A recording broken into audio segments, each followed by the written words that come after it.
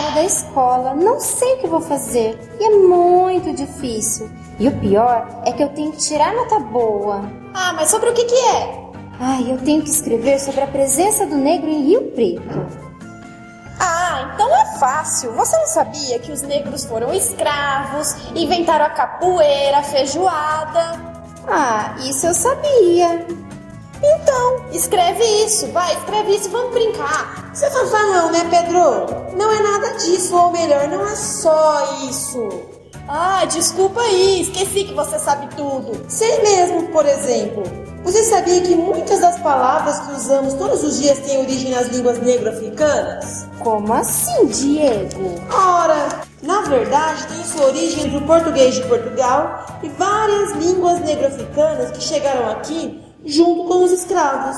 Essas línguas negro-africanas, chamadas de Banto, estão presentes até hoje na nossa fala. Por exemplo, nas palavras caçula, cachimbo, fubá, muamba, samba, dendê e também nas palavras de carinho como cafuné, dengo, denguinho, xodó, paparicar. Além disso, a forma como organizamos nossas frases e orações também tem a ver com a maneira que os negros faziam isso, ou seja, nossa sintaxe tem língua de raiz em uso de línguas negras.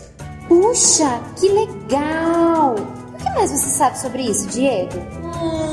Na verdade, eu só sei isso, mas o meu avô pode contar mais sobre o assunto. Você quer ir lá na casa dele perguntar? Eu quero sim, vamos! Eba! Meu coração em flor, meu cafezal, todo em flor. Que isso, menino? Que gritaria é essa? Benção, Deus te abençoe. o vô tá aí? Pera aí que eu vou chamar sem gritar. Vovô, sabe aquilo que você me contou sobre as palavras de origem negro-africanas? Então, a Luísa tem que fazer um trabalho sobre a presença do negro em Rio Preto, mas eu só sei a origem das palavras. Você pode ajudar ela? Vamos ver. Luísa, você sabe como os negros chegaram em Rio Preto? Não. E no Brasil? Eu sabia, mas eu acho que esqueci. Então vamos lá. Não existem registros precisos da chegada dos primeiros negros no Brasil. A tese mais aceita é a de que em 1538, um arrendatário de pau-brasil teria traficado para a Bahia os primeiros escravos africanos.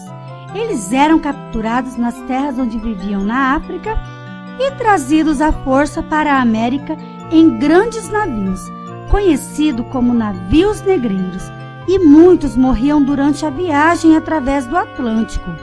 Os escravos que sobreviviam à travessia, ao chegar ao Brasil, eram separados do seu grupo e levados para servirem como mão de obra para os seus senhores, trabalhando principalmente nas lavouras de cana-de-açúcar.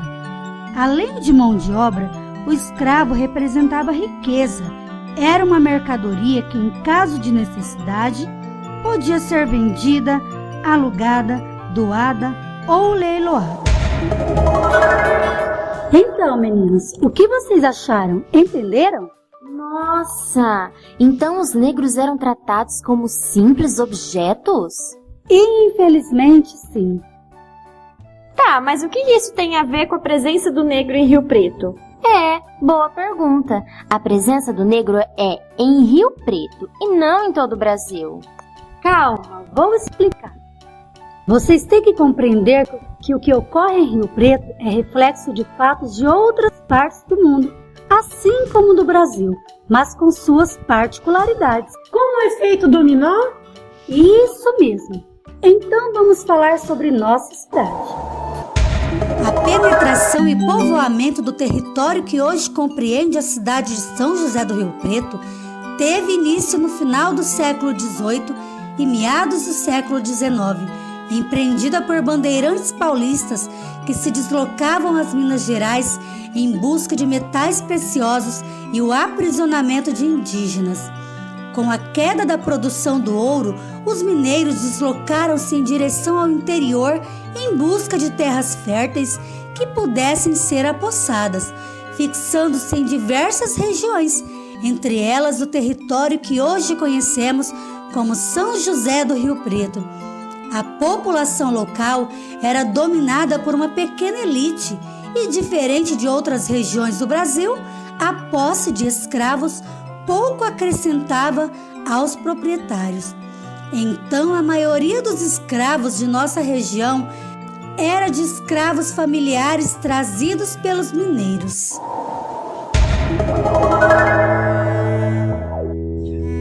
Puxa vida, como essas histórias são legais! Então quer dizer que todos os negros de Rio Preto eram escravos? Deixa a vovó falar. Assim você termina essa tarefa e quem sabe dá tempo de irmos comprar um game novo lá na rua Pedro Amaral.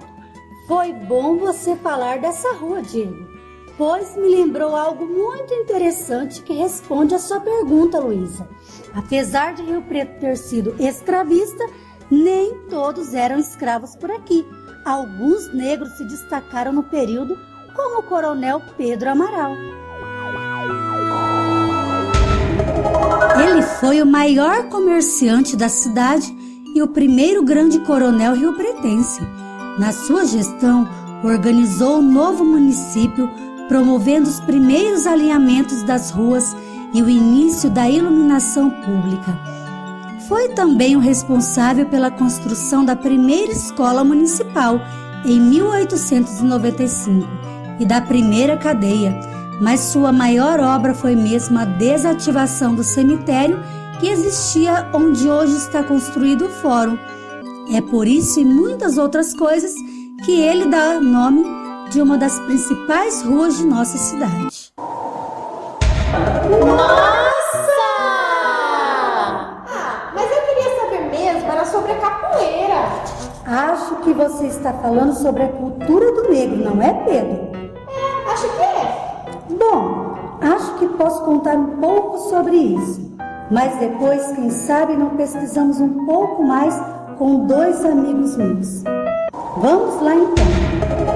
Apesar da cultura dominante no Brasil na época em que os negros chegaram fosse a branca, aos poucos os negros foram se organizando em quilombos para poderem viver suas culturas e costumes. Entre elas está a famosa capoeira, um tipo de luta com aspectos de dança que os negros treinavam para defenderem-se de seus inimigos. E a capoeira existe até hoje, né, vô? Mas a capoeira não é a única herança que temos da cultura negra. Por exemplo, muitas coisas que gostamos de comer faz parte da cultura dos negros. Nossa, mas que comida é essa? Os negros mesclaram os temperos dos índios com os das comidas de origem europeia e criaram os verdadeiros pratos brasileiros, como acarajé, vatapá, bobó, feijoada, azeite de dendê, sem contar as frutas e especiarias, como coco, banana, pimenta malagueta e o café, que são produtos oriundos de terras africanas. Mas sabe de uma coisa, vô? Essas coisas existem até hoje. Mas eu não conheço nenhum negro daqui de Rio Preto que tenha a ver com tudo isso. Como não? Todos os negros ajudaram a construir todas essas histórias. Vamos ver um exemplo então. O Teatro Paulo Moura, aqui em Rio Preto, vocês sabem? Leva o nome de um dos artistas mais importantes da cidade. Paulo Moura nasceu aqui em Rio Preto em 1932. Aprendeu a tocar clarineta com 9 anos e nunca parou de estudar música. Tornou-se uma referência na área musical, sendo homenageado num festival em 1997, que levava seu nome e que contou com a presença de artistas de vários estilos musicais, tão diversos como era o gosto de Paulo Moura. Que legal! Bom, então já posso fazer o meu trabalho. Achei que ia ser muito difícil, mas a presença do negro em Rio Preto até que é fácil. É e não é. Os negros passaram por muitas dificuldades e ainda passam. Talvez um pouco menos hoje, mas passam. Como assim, vó? Eu tenho um amigo que já faleceu. O nome dele era Aristides e ele sempre me contava histórias de quando era moço. Ele nasceu em Campinas em 1910 e veio para Rio Preto em 1922. Ele me contava que as coisas por aqui não eram muito boas, pois havia em Rio Preto uma espécie de apartheid no centro de Rio Preto. Quer dizer, os negros não podiam frequentar os mesmos lugares que os brancos, ou andar do mesmo lado da rua. Era como se houvesse duas Rio Preto, uma branca e outra negra. Vendo e vivendo tudo isso, o Aristides se empenhou em lutar contra essas diferenças. Trabalhou muito e se tornou o primeiro ativista negro de Rio Preto. De ex-engraxate, veio a ser a personalidade que mais representa a luta contra as diferenças de raças em Rio Preto. Ele escreveu um livro que conta várias memórias ligadas à nossa história. Se tornou, assim, um ícone da cultura negra aqui. Além disso, tem outro amigo meu que mora aqui pertinho, o senhor Afonso Imbá. Ele também tem muitas histórias para contar. Vocês querem ir lá comigo para ver se ele tem alguma história para contar? Claro!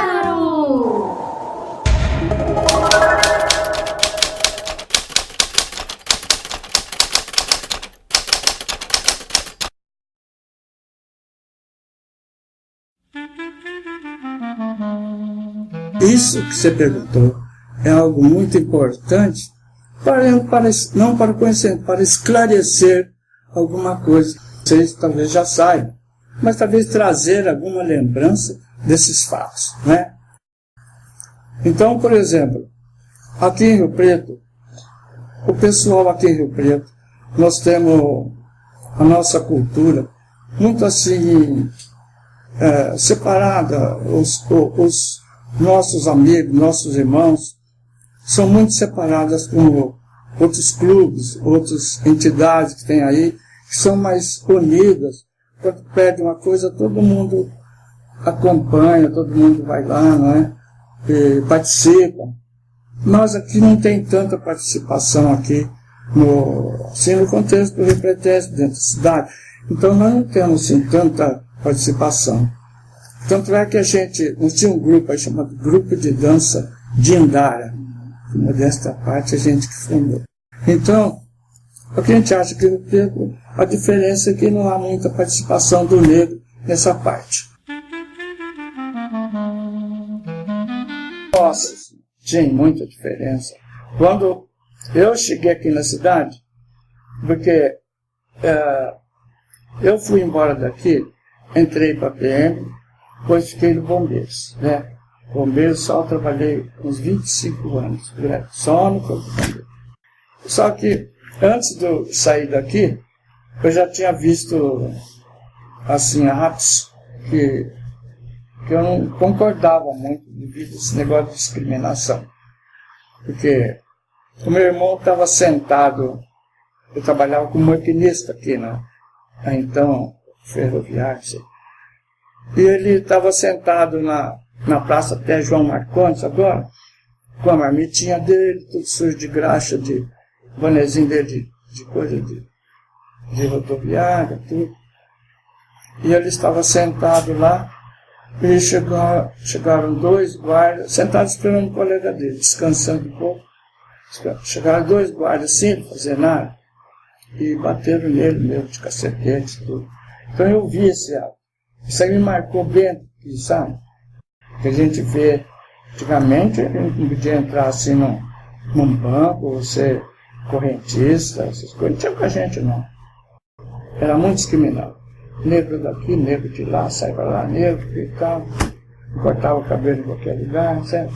Assim. Depois foi melhorando. Agora está bem, nossa.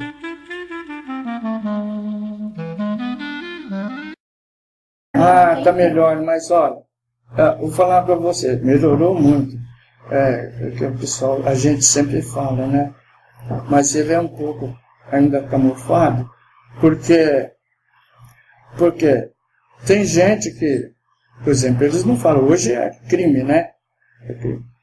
Então, mas mesmo assim você nota que às vezes, com um jeitinho, ele afasta a gente, sabe?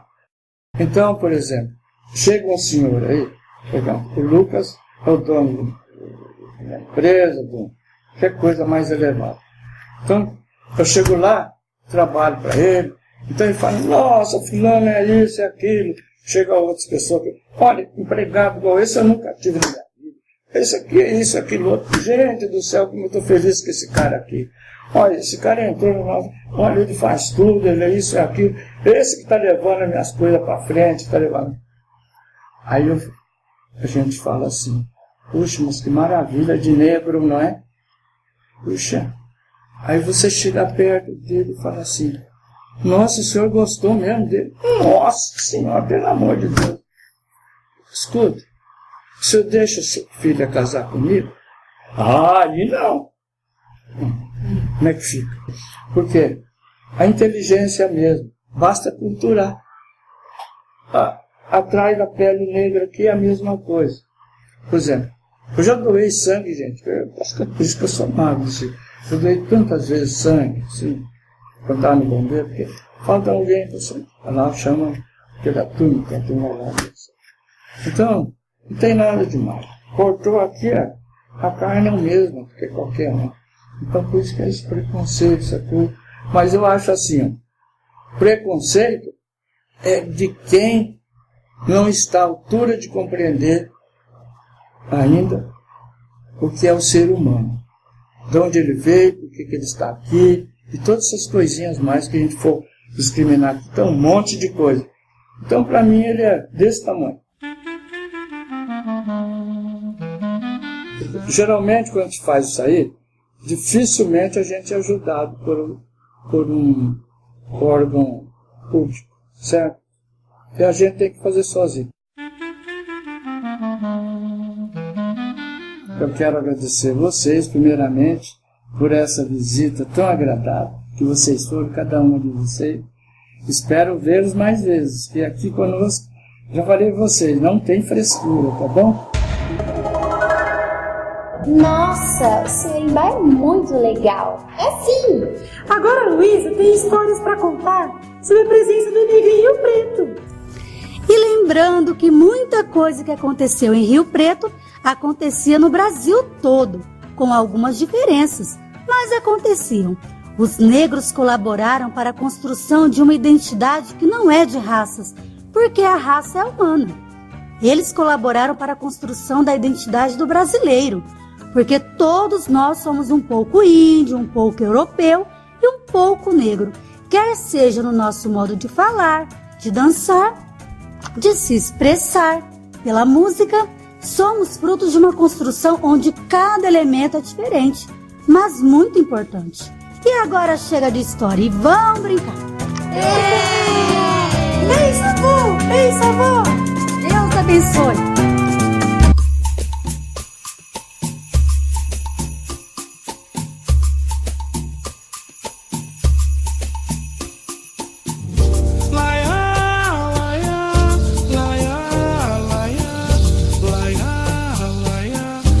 Que o Brasil é isso aí.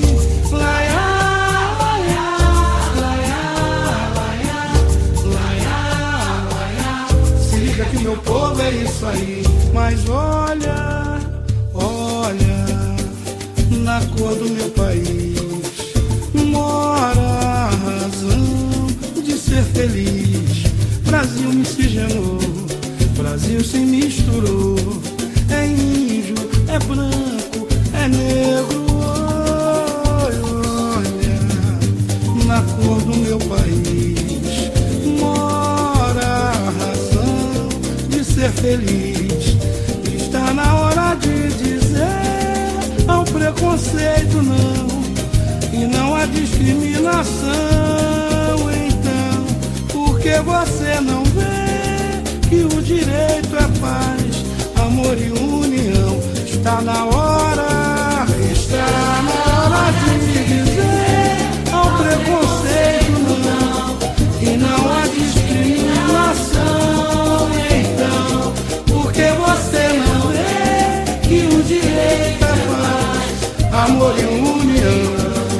café com leite, arroz com feijão. É Tupinambá, Caiapó, Guarani. Maria bonita que amou o Lampião. Tiradentes, Araguaia, Zumbi.